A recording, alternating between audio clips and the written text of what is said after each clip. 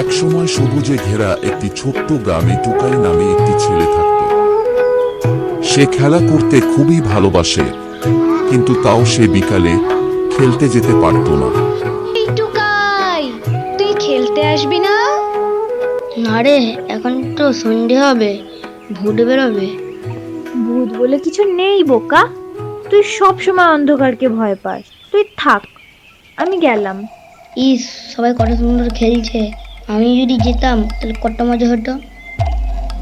না না বাবা থাক, অন্ধকার হলেই তো ভূত চলে আসবে। অন্ধকার মানেই তো ভূত। এক্ষুনি সন্ধে হবে, তাড়াতাড়ি বাড়ি যাই। বাড়ি গিয়ে মুড়ি খাবো, কি মজা। কিছুক্ষণের মধ্যেই সন্ধ্যা নেমে এলো। সে অন্ধকারকে খুবই ভয় পায়। তার মনে হয় অন্ধকারে নানা ধরনের ভূত বের হয়। তাই সে কখনোই সন্ধ্যার পর ঘর থেকে বেরায় না। টুকাই বাড়ি ফেরে। সন্ধ্যাবেলায় সে যখন মুড়ি খাচ্ছিল, তখন হঠাৎই বিদ্যুৎ চলে যায়। মা, ও মা, তুমি কোথায়? এই তো, আমি এখানেই আছি। মা, আলো চলে গেল কেন? এখন তো অন্ধকারে ভূত আছে, তুমি তাড়াতাড়ি আলো জ্বালাও।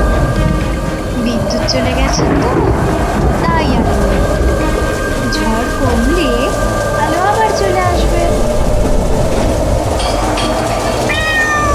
মা, ও মা, তুমি কোথায়?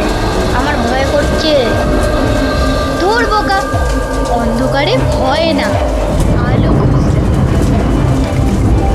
মা, ওগুলো কি বাইরে? ওগুলো কি লাইট ভূত? না রে, ওইগুলো ভূত নয়, ওইগুলো তো জোনাকি পোকা। দেখ, ওরা সবাই মিলে কত সুন্দর আলো তৈরি করছে। এই অন্ধকারের মধ্যেও গ্রামটিকে আলোয় ভরিয়ে তুলেছে। হ্যাঁ, তাই তো, কি সুন্দর ওই আলোগুলো, তাই না মা? হ্যাঁ দেখ, ওরা কত ছোট্ট, কিন্তু সবাই একজোট হয়ে কত সুন্দর আলো তৈরি করছে। সারা গ্রাম আলোয় ভরে গেছে। কি তো, সারা গ্রাম জোনাকি আলোতে ভরে গেছে।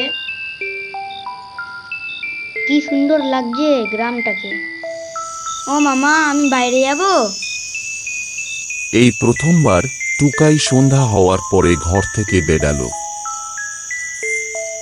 সে এর আগে কখনোই এরকম অপূর্ব দৃশ্য দেখেনি। কি সুন্দর লাগছে গ্রামটাকে। এত সুন্দর আলো আমি আগে কখনোই দেখিনি।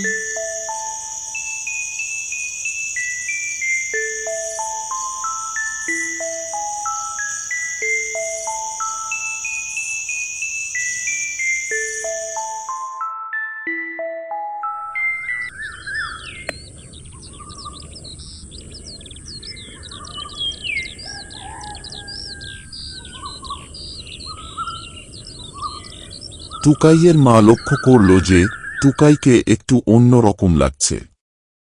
তার মধ্যে কিছু বদল এসেছে গতকালের ঘটনার পর থেকে। প্রথমত, সে আর আগের মতো অন্ধকারকে আর ভয় পায় না, এবং দ্বিতীয়ত, অপরকে সাহায্য করা। সে জোনাকিদের কাছ থেকে শিখেছিল যে তার ছোট্ট সাহায্য হয়তো কারোর কোনো বড় উপকার হতে পারে। তাই সে এখন সবাইকে সাহায্য করে।